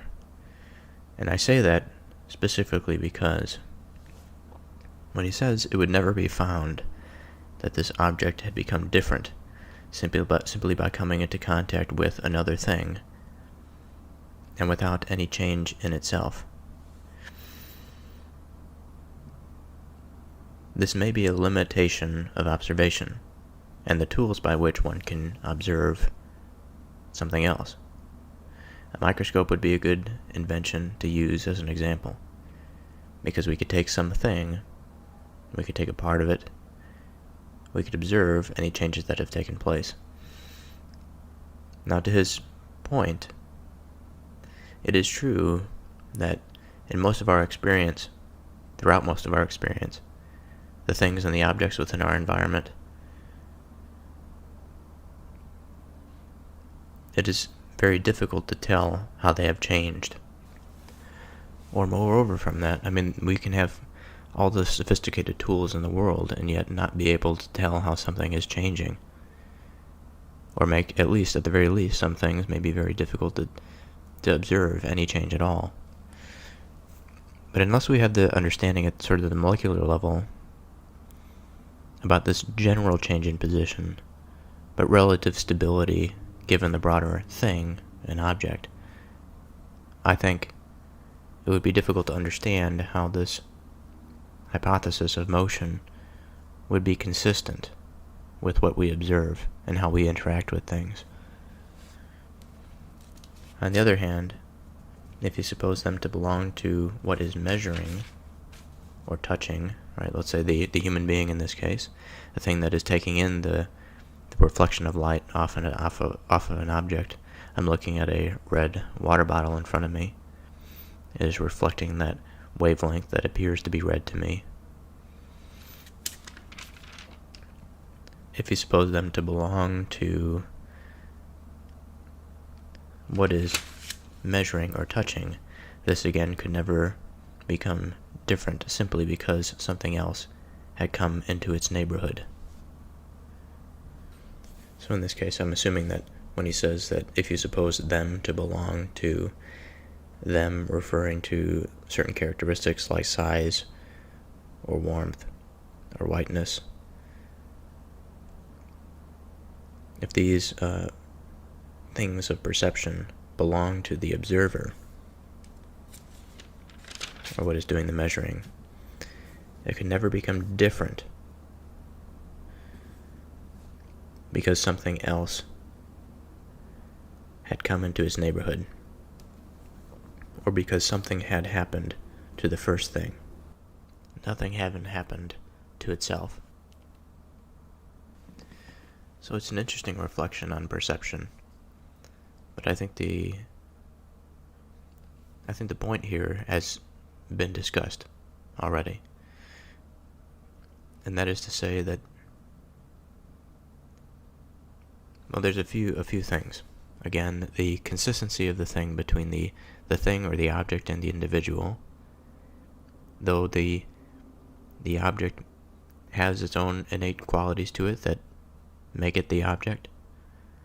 The individual has its way of seeing the object that is dependent on that individual and not necessarily dependent on the object, and yet the way that, or the lens through which the individual perceives, which is through the various sense organs, although those sense organs filter in this information that may be but an image and not a direct representation of the thing at hand, is still consistent across time, is still consistent across different objects,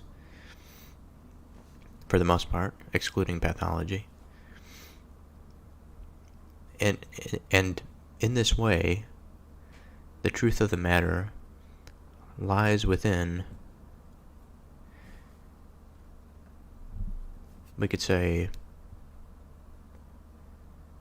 the root that underlies our perception, or the root that underlies what happens when an organ receives the information. The fundamental aspect of this information. Again, we talked about the wavelength.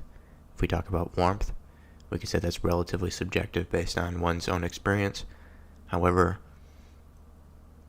there can be something that is the root that's underneath this warmness and warmth. We can consider this root mathematically almost. Again, an average of kinetic motion of the molecules, which would give us a temperature. Now, in terms of warmth, on that scale, there would be nothing. Eventually, there would have to be a convention that describes what this warmness or warmth is relative to the sensitivity of the nerve fibers, or the cutaneous receptors of the human being. Now, this may be different between different animals. Certainly, there is some variation between human beings. At some point, though, as we increase the temperature, more and more individuals are going to consider something warm rather than not warm, cold, or neutral. And as we do that, we increase something, or we approach something that is more approximating what is warm for the human being. And I think in this way, we call it sort of an objective standard, this temperature or average kinetic motion.